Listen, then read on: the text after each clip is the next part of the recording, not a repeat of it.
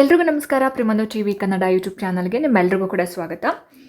ಸ್ನೇಹಿತರೆ, ತುಂಬ ಜನ ಕಮೆಂಟ್ಸಲ್ಲಿ ಕ್ರೈಸ್ ಬಗ್ಗೆ ಅಪ್ಡೇಟ್ ಮಾಡಿ ಅಂತ ಕೇಳ್ತಾ ಇದ್ರಿ. ಸೊ ಇವತ್ತಿನ ಒಂದು ವಿಡಿಯೋದಲ್ಲಿ ಕ್ರೈಸ್ ನೇಮಕಾತಿ ಬಗ್ಗೆ, ರೆಸಿಡೆನ್ಷಿಯಲ್ ಸ್ಕೂಲ್ ಅಂದರೆ ವಸತಿ ಶಾಲಾ ಶಿಕ್ಷಕರ ನೇಮಕಾತಿ ಬಗ್ಗೆ ಒಂದು ಅಪ್ಡೇಟ್. ಏನಪ್ಪ ಅಂದರೆ, ನಮ್ಮೆಲ್ರಿಗೂ ಗೊತ್ತಿರೋ ಹಾಗೆ ಏನು 875 ಶಿಕ್ಷಕರ ನೇಮಕಾತಿಗೆ FD ಪರ್ಮಿಷನ್ ಸಿಕ್ಕಿದೆ ಅಂತ ಗೊತ್ತು ಅಲ್ವಾ. ಸೊ ಆರ್ಥಿಕ ಇಲಾಖೆಯಿಂದ ಪರ್ಮಿಷನ್ ಸಿಕ್ಕಿದೆ ಅಂತ ಗೊತ್ತು. ಸೊ 1500 ಶಿಕ್ಷಕರ ನೇಮಕಾತಿ ಆಗುತ್ತೆ ಅನ್ನುವಂತಹ ಒಂದು ನ್ಯೂಸ್ ಎಲ್ಲ ಪೇಪರ್ ಕಟ್ಟಿಂಗ್ಸ್ ಆಗಿರಲಿ ಅಥವಾ ಕೆಲವೊಂದು ಚಾನಲ್ಸ್ಗಳಲ್ಲಿ ಪೇಪರ್ಸ್ಗಳಲ್ಲಿ ಬಂದಿರೋದು ನೋಡ್ತಾ ಇದ್ದೀವಿ. ಸೊ ಅದು ಎಷ್ಟು ಮಟ್ಟಿಗೆ ನಿಜ ಅಂತ ಗೊತ್ತಿಲ್ಲ. ಬಿಕಾಸ್ ಅಫಿಷಿಯಲ್ ಆಗಿ ಎಲ್ಲೂ ಕೂಡ 1500 ಶಿಕ್ಷಕರ ನೇಮಕಾತಿಗೆ FD ಪರ್ಮಿಷನ್ ಸಿಕ್ಕಿದೆ ಅಂತ ಎಲ್ಲೂ ಅಂದರೆ ಅಧಿಕೃತವಾಗಿ ಇಲಾಖೆಯಿಂದ ಮಾಹಿತಿ ಬಂದಿಲ್ಲ. ಬಟ್ ಅಧಿಕೃತವಾಗಿ ಇಲಾಖೆಯಿಂದ ಮಾಹಿತಿ ಬಂದಿರೋದೇನಪ್ಪ ಅಂದರೆ 875 ಶಿಕ್ಷಕರ ನೇಮಕಾತಿಗೆ ಬೋಧಕ ಮತ್ತು ಬೋಧಕೇತರ ಹುದ್ದೆಗಳಿಗೆ ಪರ್ಮಿಷನ್ ಸಿಕ್ಕಿದೆ ಅಂತ. ಸೊ ಅದರಲ್ಲಿ PET ಟೀಚರ್ಸ್ ಇದ್ದಾರೆ, warden hostel wardens, computer science teachers. So ಈ ರೀತಿ ಬೋಧಕೇತರ ಹುದ್ದೆಗಳಿಗೂ ಸಂಬಂಧಪಟ್ಟ ಹಾಗೆ ನೋಟಿಫಿಕೇಶನ್ ಆಗತ್ತೆ, FD ಪರ್ಮಿಷನ್ ಸಿಕ್ಕಿದೆ ಅನ್ನೋದು ಗೊತ್ತಿದೆ. ಬಟ್ 1500 ಶಿಕ್ಷಕರ ನೇಮಕಾತಿ ಆದರೆ ವೆಲ್ ಆ್ಯಂಡ್ ಗುಡ್. ಎಲ್ಲರೂ ಕೂಡ ಎಕ್ಸ್ಪೆಕ್ಟ್ ಮಾಡ್ತಾ ಇರೋದು ಅದನ್ನೇ. ಅಂದರೆ ಏನು ನಂಬರ್ಸ್ ಹೇಳಿದರೆ ಅದಕ್ಕಿಂತ ಜಾಸ್ತಿ ಆದರೆ ನಾವೆಲ್ಲರೂ ಕೂಡ ಖುಷಿ ಪಡ್ತೀವಿ. ಫೈನ್. ಇವಾಗ ಈ ಸಲ ಈ ಒಂದು ಕ್ರೈಸ್ ನೇಮಕಾತಿ ಮಾಡೋ ಅಂಥದ್ದು KEN ಅವರು ಜವಾಬ್ದಾರಿ ತೊಗೊಂಡಿರೋದು. ಕರ್ನಾಟಕ ಎಜುಕೇಷನ್ ಅಥಾರಿಟಿ ಏನಿದೆ, KEN ಅವರು ಈ ಒಂದು ಕ್ರೈಸ್ಗೆ ಸಂಬಂಧಪಟ್ಟ ಹಾಗೆ ರಿಕ್ರೂಟ್ಮೆಂಟ್ನ ಮಾಡ್ತಾರೆ ಅಂತಕ್ಕಂಥದ್ದು. ಸೊ ಕ್ವಾಲಿಫಿಕೇಷನ್ ಬಂದುಬಿಟ್ಟು ಪೇಪರ್ 1 ಏನಿದೆ ಅಲ್ಲ, ಇದನ್ನು ಅಲೋ ಮಾಡಲ್ಲ. ಬಿಕಾಸ್ 6ನೇ ಕ್ಲಾಸಿಂದ 8ನೇ ಕ್ಲಾಸ್ ತನಕ, 6ನೇ ಕ್ಲಾಸಿಂದ 12th ತನಕ ಮಾತ್ರನೇ ಬೋಧನೆ ಮಾಡೋದಕ್ಕೆ ಅವಕಾಶ ಇರೋದ್ರಿಂದ 6th to up to higher education. So ಹಾಗಾಗಿ ಇಲ್ಲಿ degree plus BEd plus TET paper 2 ಯಾರು ಮಾಡ್ಕೊಂಡಿರ್ತೀರಿ ಅವರಿಗೆ ಮಾತ್ರನೇ ಅವಕಾಶ ಇರೋವಂಥದ್ದು, ಸರಿನಾ. ಸೊ ಇಲ್ಲಿ ನಾನು ಏನು 1500 ಶಿಕ್ಷಕರ ನೇಮಕಾತಿ ಅಂತ ಹಾಕಿದ್ದೀನಿ, ಅದು ಅಫಿಷಿಯಲ್ ಆಗಿ ಎಲ್ಲೂ ಕೂಡ ಅನೌನ್ಸ್ಮೆಂಟ್ ಮಾಡಿಲ್ಲ ಇಲಾಖೆಯವರು. ಆ್ಯಂಡ್ 875 ಹುದ್ದೆಗಳಿಗೆ ಆರ್ಥಿಕ ಇಲಾಖೆಯಿಂದ ಅನುಮತಿ ಸಿಕ್ಕಿರೋವಂಥದ್ದು. ಆ್ಯಂಡ್ KEN ಅವರು ಈ ಸಲ ಎಕ್ಸಾಮ್ನ ಮಾಡ್ತಾರೆ ಅಂತಕ್ಕಂಥದ್ದು. ಓಕೆ. ಸೊ KE ಅವರ ಒಂದು ಅಧಿಕೃತ ವೆಬ್ಸೈಟಲ್ಲಿ ಕ್ರೈಸ್ ಬಗ್ಗೆ ಕೆಲವೊಂದು ಇನ್ಫಾರ್ಮೇಷನ್ಸ್ನ ಹಾಕಿದ್ದಾರೆ. ಸೊ ಹಾಗಾಗಿ ಕ್ರೈಸ್ ನೇಮಕಾತಿ ಇವರೇ ತೊಗೊಳ್ತಾರೆ ಅನ್ನೋದು. ಆ್ಯಂಡ್ ಕ್ವಾಲಿಫಿಕೇಷನ್ ಬಂದು degree plus BEd plus TET paper 2ನೇ ಆಗಿರಬೇಕು ಅಂತಕ್ಕಂಥದ್ದು. ಓಕೆನಾ. ಆ್ಯಂಡ್ ಸೋಷಿಯಲ್ ಸೈನ್ಸ್ಗೆ ಟೀಚ್ ಮಾಡ್ತಕ್ಕಂಥವ್ರು BA ಇನ್ ಇಂಗ್ಲೀಷ್ ಓದಿರಬೇಕು ಅನ್ನುವಂತಹ ಒಂದು ಮಾಹಿತಿ. ಸೊ ಇದು ಅಫಿಷಿಯಲ್ ನೋಟಿಫಿಕೇಷನ್ ಬಂದಮೇಲೆ ಗೊತ್ತಾಗುತ್ತೆ. ಓಕೆನಾ. ಯಾಕಂತಂದರೆ ಗೆಸ್ಟ್ ಟೀಚರ್ ಆಗಿ ಯಾರನ್ನ ತೊಗೊಂಡಿದ್ದಾರೆ ಅಲ್ಲಿ ಎಲ್ಲೂ ಕೂಡ ಮೆನ್ಷನ್ ಮಾಡಿಲ್ಲ ಲೈಕ್ ಇಂಗ್ಲೀಷ್ ಮೀಡಿಯಮ್ ಓದಿದ್ದವರೇ ಬಂದು ಟೀಚ್ ಮಾಡಬೇಕು ಅಂತ ಗೆಸ್ಟ್ ಟೀಚರ್ಸ್ಗೆ. ಇದು ನಿಜವಾಗ್ಲೂ ಅಪ್ಲಿಕೇಬಲ್ ಆಗುತ್ತೆ ಅನ್ನೋದಿದ್ರೆ ಗೆಸ್ಟ್ ಟೀಚರ್ಸ್ನು ಕೂಡ ಅವರು ಇಂಗ್ಲೀಷ್ ಮೀಡಿಯಮಲ್ಲಿ ಓದಿರೋರನ್ನೇ ತೊಗೊಳ್ಬೇಕಾಗಿತ್ತಲ್ವಾ. ಸೊ ಗೆಸ್ಟ್ ಟೀಚರ್ಸ್ನ ಕನ್ನಡ ಮೀಡಿಯಮಲ್ಲಿ ಓದಿರೋರನ್ನ ತೊಗೊಂಡು ರಿಕ್ರೂಟ್ಮೆಂಟ್ಗೆ ಇಂಗ್ಲೀಷ್ ಮೀಡಿಯಮಲ್ಲಿ ಓದಿದವರೇ ಆಗಬೇಕು ಅನ್ನೋದು ನಾಟ್ ಫೇರ್. ಬಟ್ ಅಫಿಷಿಯಲ್ ಆಗಿ ನೋಟಿಫಿಕೇಶನ್ ಬಂದ ನಂತರವಷ್ಟೇ ಗೊತ್ತಾಗುತ್ತೆ ನಮಗೆ ಇದ್ರ ಬಗ್ಗೆ. ಓಕೆನಾ. ಸೊ ಇದು ಪೆಂಡಿಂಗಲ್ಲಿ ಇಡೋಣ. ಆ್ಯಂಡ್ ನೆಕ್ಸ್ಟು, ಸೊ ಕ್ರೈಸ್ ನೇಮಕಾತಿ ಅಂತ ಬಂದಾಗ ನಾವು ಇಲ್ಲಿ ಬೋಧಕ ಮತ್ತು ಬೋಧಕೇತರ ಸಿಬ್ಬಂದಿಗಳಿಗೆ ರಿಕ್ರೂಟ್ಮೆಂಟ್ ಆಗ್ತಾ ಇರೋದ್ರಿಂದ TET ಯಾರಿಗೆಲ್ಲ ಅಪ್ಲಿಕೇಬಲ್ ಆಗುತ್ತೆ, ಆ್ಯಂಡ್ ಪೇಪರ್ 1 ಪೇಪರ್ 2 ಅಂತ ಬಂದಾಗ ಏನೇನೆಲ್ಲ ಸಬ್ಜೆಕ್ಟ್ ಇರುತ್ತೆ ಅಂತ ನಾವು ನೋಡಬೇಕಾಗುತ್ತೆ. ಓಕೆ. ಸೊ ಇಲ್ಲಿ ಎಷ್ಟು ಪೇಪರ್ಸ್ನ ನಾವು ಅಟೆಂಡ್ ಮಾಡಬೇಕಾಗುತ್ತೆ? 2 ಪೇಪರ್ನ ಅಟೆಂಡ್ ಮಾಡಬೇಕಾಗುತ್ತೆ. ಸೊ ಆ 2 ಪೇಪರಲ್ಲಿ ಮೊದಲನೇ ಪೇಪರ್ ಏನಿದೆ, ಎಲ್ಲ ಸಬ್ಜೆಕ್ಟ್ ಟೀಚರ್ಸ್ಗೂ ಅಥವಾ ಹಾಸ್ಟೆಲ್ ವಾರ್ಡನ್ಸ್ ಆಗಿರ್ಬೋದು, ಫಿಸಿಕಲ್ ಎಜುಕೇಷನ್ ಟೀಚರ್ಸ್ ಆಗಿರ್ಬೋದು, ಆ್ಯಂಡ್ ಕಂಪ್ಯೂಟರ್ ಸೈನ್ಸ್ ಟೀಚರ್ಸ್ ಆಗಿರ್ಬೋದು, ಎಲ್ಲರೂ ಕೂಡ ಈ ಪೇಪರನ್ನು ಬರೀಬೇಕಾಗುತ್ತೆ. ಓಕೆ. ಪೇಪರ್ 1. ಸೊ ಪೇಪರ್ 1 ಅಂತ ಬಂದಾಗ ಏನೇನೆಲ್ಲ ಸಬ್ಜೆಕ್ಟ್ ಇರುತ್ತೆ? ಜನರಲ್ ಅವೇರ್ನೆಸ್ ಇರುತ್ತೆ, ಜನರಲ್ ಇಂಟೆಲಿಜೆನ್ಸ್ ಆ್ಯಂಡ್ ರೀಸನಿಂಗ್ ಇರುತ್ತೆ, ನ್ಯೂಮರಿಕಲ್ ಎಬಿಲಿಟಿ ಇರುತ್ತೆ, ಮೆಂಟಲ್ ಎಬಿಲಿಟಿ ಇರುತ್ತೆ. ಸೊ ಇಲ್ಲಿ ಜನರಲ್ ಅವೇರ್ನೆಸ್ ಆಗಿರ್ಬೋದು, ರೀಸನಿಂಗ್ ಆಗಿರ್ಬೋದು, numerical and mental ability. So ಈ 4 ಟಾಪಿಕ್ಸ್ ಏನಿದಾವಲ್ಲ, ಇದು ಕಂಪ್ಲೀಟ್ಲಿ ಬೇಸ್ಡ್ ಆನ್ ಮ್ಯಾಥಮೆಟಿಕ್ಸ್.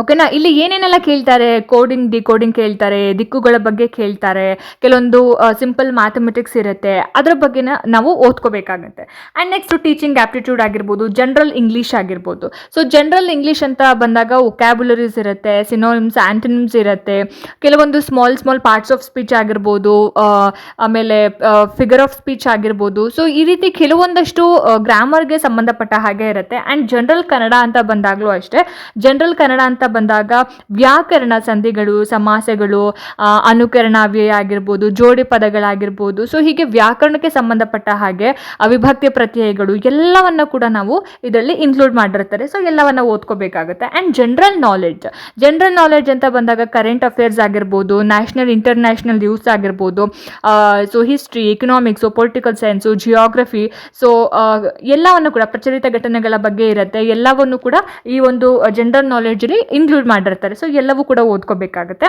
ಇದು ಪೇಪರ್ 1 ಬಂದ್ಬಿಟ್ಟು 8 ಏನು ಟಾಪಿಕ್ಸ್ ಇದೆ, ಆ 8 ಟಾಪಿಕ್ಸನ್ನು ಎಲ್ಲ ಸಬ್ಜೆಕ್ಟ್ನ ಟೀಚರ್ಸು ಕೂಡ ಮಸ್ಟ್ ಆ್ಯಂಡ್ ಶುಡ್ ಈ ಪೇಪರ್ನ ಅಟೆಂಡ್ ಮಾಡಲೇಬೇಕು. ಎಲ್ಲರಿಗೂ ಕೂಡ ಒಂದೇ ಆಗಿರುತ್ತೆ. ಓಕೆನಾ? ಇನ್ನು ತುಂಬ ಜನ ಡಿಗ್ರಿ ಪ್ಲಸ್ DEd ಮಾಡ್ಕೊಂಡಿರೋರು ಈ ಪೋಸ್ಟ್ಗೆ ಅಪ್ಲಿಕೇಶನ್ ಹಾಕ್ಬೋದಾ, ಅಥವಾ ನಾನು ಎಲಿಜಿಬಲ್ ಇದ್ದೀನ ಕ್ರೈಸ್ ನೇಮಕಾತಿ ಆದಂಥ ಸಂದರ್ಭದಲ್ಲಿ ನಾನು ಅಪ್ಲಿಕೇಶನ್ ಹಾಕೋಕ್ಕೆ ಅಂತ. ಸೊ ಇಲ್ಲಿ ನಾನು ಆಗಲೇ ಹೇಳ್ದಂಗೆ BEd ಮಾಡಿರೋರಿಗೆ ಮಾತ್ರ ಅವಕಾಶ.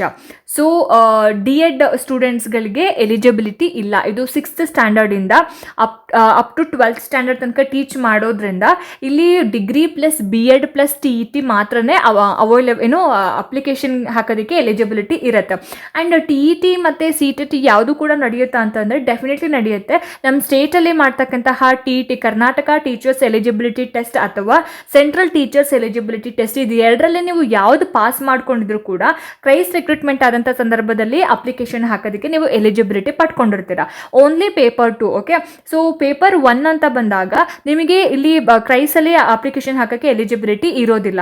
ಯಾಕಂದರೆ ಅಲ್ಲಿ 1 to 5th ಇಲ್ಲ, 6th to 12th ಇರೋದ್ರಿಂದ ಪೇಪರ್ 2 ಆದವ್ರು ಮಾತ್ರ ನೀವು ಅಪ್ಲಿಕೇಶನ್ ಹಾಕೋದಕ್ಕೆ ಅವಕಾಶ ಇರೋವಂಥದ್ದು. ಮತ್ತು ಪೇಪರ್ 2 ಅಂತ ಬಂದಾಗ ನಿಮ್ಮ ಒಂದು ಆಪ್ಷನಲ್ ಇದನ್ನು ನಾವು ಆಪ್ಷನಲ್ ಪೇಪರ್ ಅಂತ ಹೇಳಿ ಕರಿತೀವಿ. ನಿಮ್ಮ ಸ್ಪೆಸಿಫಿಕ್ ಪೇಪರ್ ಆಗಿರುತ್ತೆ. ಸೊ ಇಂಗ್ಲೀಷ್ ಟೀಚರ್ಗೆ ಇಂಗ್ಲೀಷ್ ಇರುತ್ತೆ, ಹಿಂದಿ ಟೀಚರ್ಸ್ಗೆ ಹಿಂದಿ, ಸೋಷಿಯಲ್ ಸ್ಟಡೀಸ್ ಟೀಚರ್ಸ್ಗೆ ಸೋಷಿಯಲ್ ಸ್ಟಡೀಸ್ ಇರುತ್ತೆ. ಸೊ ನಾನು ಇಲ್ಲಿ ಏನು ನೀವು ಸ್ಕ್ರೀನ್ ಮೇಲೆ ನೋಡ್ತಾ ಇದ್ದೀರಿ, ಇದು ಆಪ್ಷನಲ್ ಪೇಪರ್ ಆಗಿರುತ್ತೆ. ಅಂದರೆ ನಿಮ್ಮ specific paper. Syllabus for Kannada language teacher ಏನೇನಿರುತ್ತೆ, ಕನ್ನಡ ಸಾಹಿತ್ಯ ಚರಿತ್ರೆ ಇರುತ್ತೆ, ಅಲ್ಲಿ ಹಳೆಗನ್ನಡ, ನಡುಗನ್ನಡ, ಹೊಸಗನ್ನಡ, ಅಲ್ಲಿ ಕವಿಗಳು, ಕೃತಿಗಳು, ಅವರಿಗೆ ಸಂದ ಪ್ರಶಸ್ತಿಗಳು, ಅವರಿಗೆ ಇರ್ತಕ್ಕಂತಹ ಬಿರುದುಗಳು ಅದೆಲ್ಲವೂ ಇರುತ್ತೆ. ಆ್ಯಂಡ್ ಎರಡನೇದಾಗಿ ಕಾವ್ಯ ಮೀಮಾಂಸೆ ಮತ್ತು ಛಂದಸ್ಸು, ಕನ್ನಡ ಭಾಷೆ ಮತ್ತು ವ್ಯಾಕರಣ. ಇದಿಷ್ಟು 3 ಲೆಸನ್ ಇರುತ್ತೆ. ಬರೀ 3 ಅಷ್ಟೇ, ಬಟ್ ಅದರಲ್ಲಿ ಸಬ್ ಟಾಪಿಕ್ಸ್ ತುಂಬ ಇರುತ್ತೆ. ಸೊ ಇದು ಬಂದು ಕನ್ನಡ ಲ್ಯಾಂಗ್ವೇಜ್ ಟೀಚರ್ಗೆ. ಆ್ಯಂಡ್ ಇಂಗ್ಲೀಷ್ ಲ್ಯಾಂಗ್ವೇಜ್ ಟೀಚರ್ಗೂ ಹಾಗೇ ಇರುತ್ತೆ.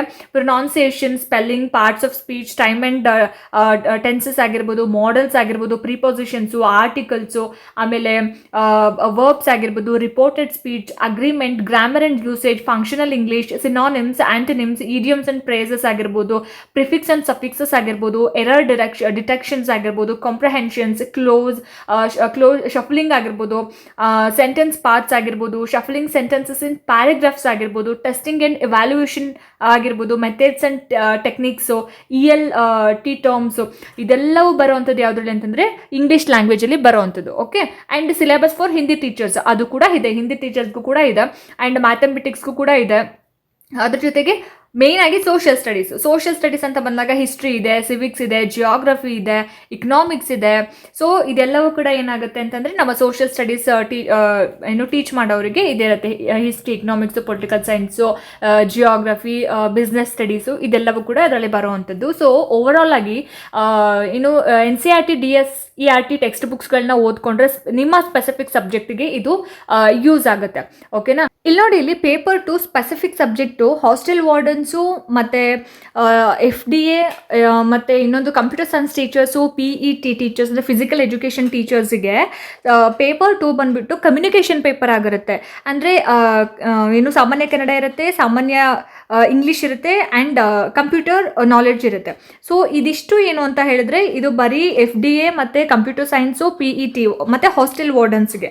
ಓಕೆನಾ? ಇಲ್ಲೇ ಮೆನ್ಷನ್ ಮಾಡಿದರೆ specific paper syllabus for the post of warden and first division assistant come computer operator ಅಂತ. ಸೊ ನಿಮಗೆ ಯಾವುದೇ ಒಂದು ಸ್ಪೆಸಿಫಿಕ್ ಸಬ್ಜೆಕ್ಟ್ ಇಲ್ಲದೆ ಇರೋ ಕಾರಣ ಕಮ್ಯುನಿಕೇಷನ್ ಪೇಪರ್ ಇರುತ್ತೆ ನಿಮಗೆ. ಓಕೆನಾ? ಸೊ ಇದು 200 ಮಾರ್ಕ್ಸಿಗೆ. ಸೊ ಪೇಪರ್ 1 ಆ್ಯಂಡ್ ಪೇಪರ್ 2 ಎರಡೂ ಕೂಡ 400 ಮಾರ್ಕ್ಸಿಗೆ ನಿಮಗೆ ಎಕ್ಸಾಮ್ ಆಗುವಂಥದ್ದು.